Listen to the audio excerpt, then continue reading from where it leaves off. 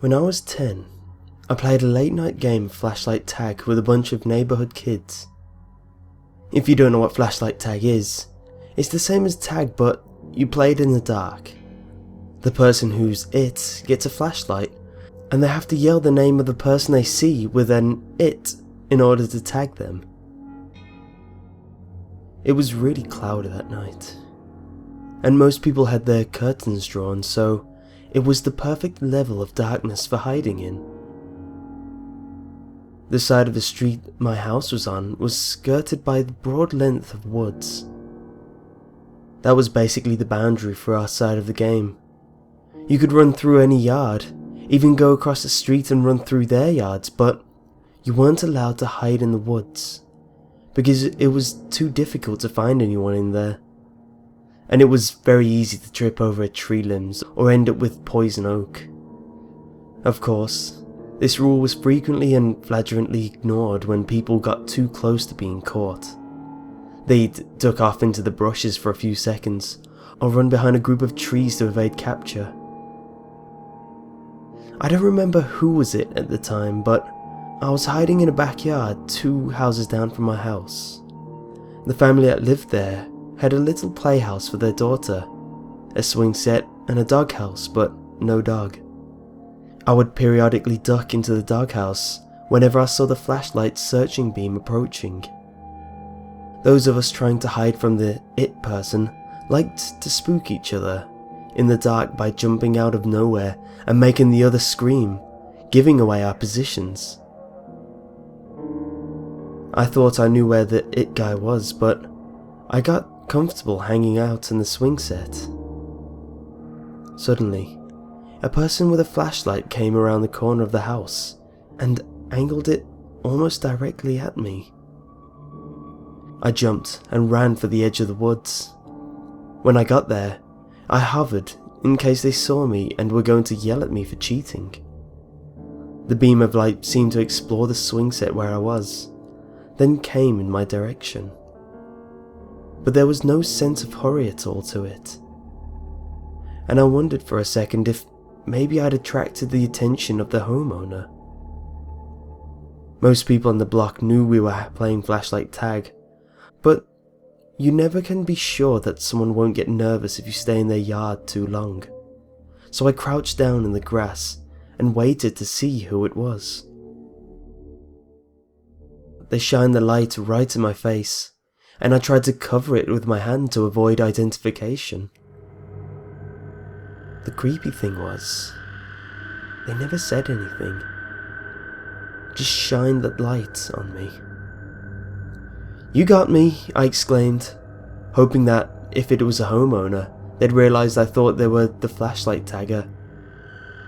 Then I realised that 2 houses down, people were yelling that there was the it guy's flashlight beam chasing them around.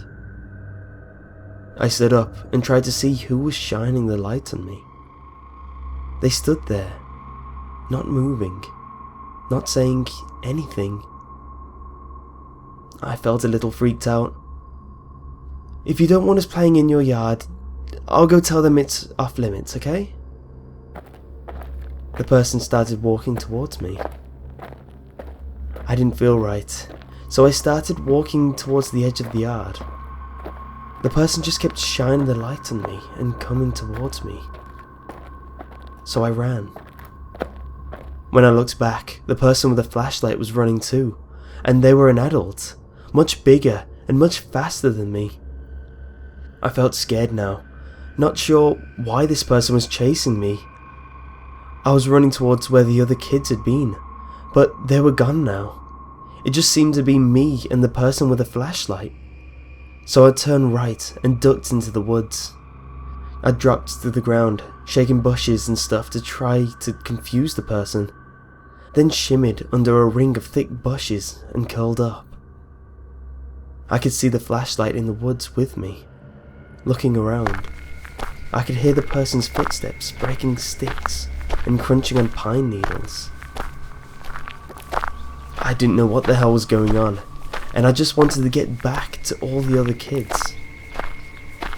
Eventually, the flashlight wandered deeper into the woods, and I crawled quietly as a mouse back to the edge of the trees, and then got up and ran towards the street. I was immediately caught by the person who was it, but I didn't care. He yelled loud that I was now it, and I tried to tell him that there was someone else with a flashlight wandering around in the woods, but he took off into the dark yelling about no tagbacks. "Don't go in the woods," I yelled, but nobody responded. Of course, anyone who heard me would just assume that I was talking about not cheating at the game, but I was sincerely worried about that person wandering around in them. Of course, now I had a flashlight of my own, so I thought I should go and see if I can find out who that was, just to make myself feel better. I went back behind the house I'd come from, and a bunch of laughing shadows scampered out of sight into the neighbouring yards. I ignored them and headed straight for the trees.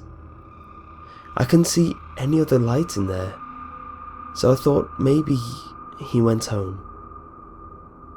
I didn't know if it was a man or a woman, but I didn't imagine any woman trudging through the woods at night. So I went about playing the game again, albeit anxious because of the lingering thought that there was someone wandering in the woods who didn't seem to be playing the game with us. I ran across the street and chased people through the backyard there, but after a while, I found the lots empty and realised that they must have gone back across the street. I ran back over and was exploring the Beach's yard.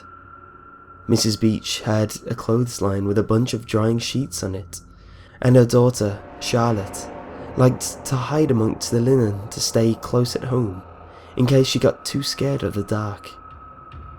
She was only a year younger than me. I thought I heard something at the tree line, so I went over and was weaving the flashlight into the woods. "Stay out of the woods," I remember yelling. I waved the flashlight back and forth a couple of more paces. Then I saw something off in the distance. I held the light on whoever it was. They were about half a job into the woods. Hard to make out, but it looked to me like Charlotte. Charlotte had brown hair that her mother insisted on keeping shoulder length. We always dressed dark for flashlight tag, and Charlotte liked to wear this deep purple sweatshirt, so it was usually easy to tell when you had found her. "Charlotte, I see you," I yelled. She just stood there. I continued to hold the light on her and call her name, but she didn't seem to move. She stood there, partially obscured by a tree, and looked at me. The distance between us was enough that I couldn't see if she was blinking or not, but she had her head propped at an angle like she was looking around the trunk at me with her mouth hanging slightly open. Every now and then she sort of twitched or squirmed. It was a really freaky kind of movement. "Charlotte, come out of there!" I yelled. "Everybody, Charlotte's it, but she won't come out of the woods." Some kids, including my friend Dustin, appeared behind me and started joining in my yell for Charlotte to come out. "Do you see her?" I asked. "Yeah, she's over behind that tree." "Charlotte, get over here," Dustin said, but she wouldn't come. "Charlotte, are you okay? Get over here, dummy." Charlotte seemed to stand up straighter and then disappear behind the tree. We could hear movement, but it seemed to be going away rather than towards us. Dustin started shouting Charlotte's name again and trudging into the woods after her, but I grabbed him and gave him the flashlight to take with him. I was scared again, because this all seemed surreal. I went to Charlotte's house and knocked until the father answered. "Mr. Beach, Charlotte won't come out of the woods and I'm worried about her," I told him. I wasn't sure if he'd take me seriously, but he rolled up his newspaper and disappeared into the closet behind the door for a moment, before returning with a huge flashlight strapped to a car battery. "Show me where she is," he told me. So I led him to the woods and pointed to where I'd seen her. "She was right there," I said, "by a tree, but she wouldn't come out and she was acting like she was sick or something." A bunch of the other kids kept calling Charlotte. Charlotte's dad and I could see Dustin's flashlight beam moving around the trees. Mr. Beach went after him. They explored the woods for a good 15 to 20 minutes, and Mr. Beach started getting real angry. We could hear him yelling very loudly for Charlotte, threatening her with all sorts of punishments if she didn't get her ass back in the backyard that instant.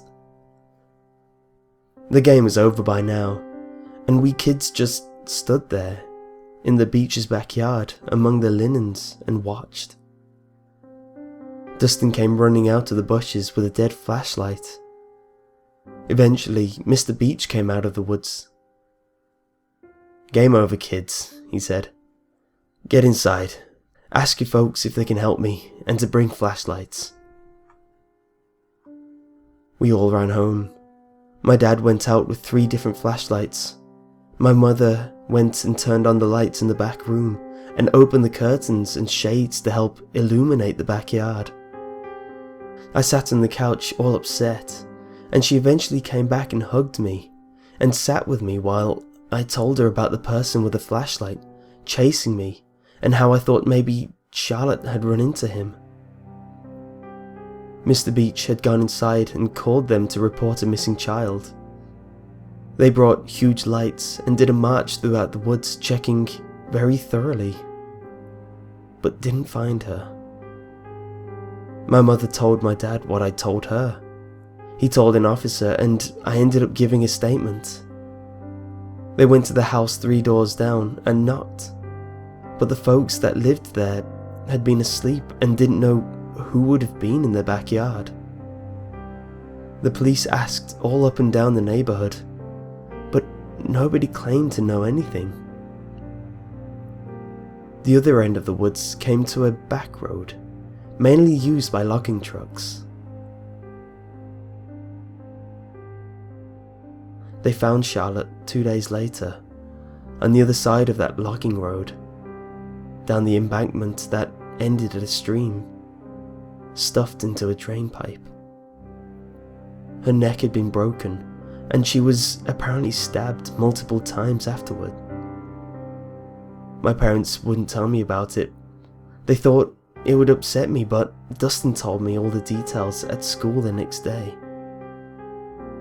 It was the most awful thing our town had ever had happen. The police blocked off the logging road and spent months tracking down loggers and truckers who frequently used it. There was a curfew for months, and we were told not to play flashlight tag anymore. We didn't argue. What leaves me shaking to this day is the memory of Charlotte's face, hanging out from behind the tree, looking at me. Sometimes I wonder if, at that moment, I had been witnessing a death. And I wonder if that had almost been me.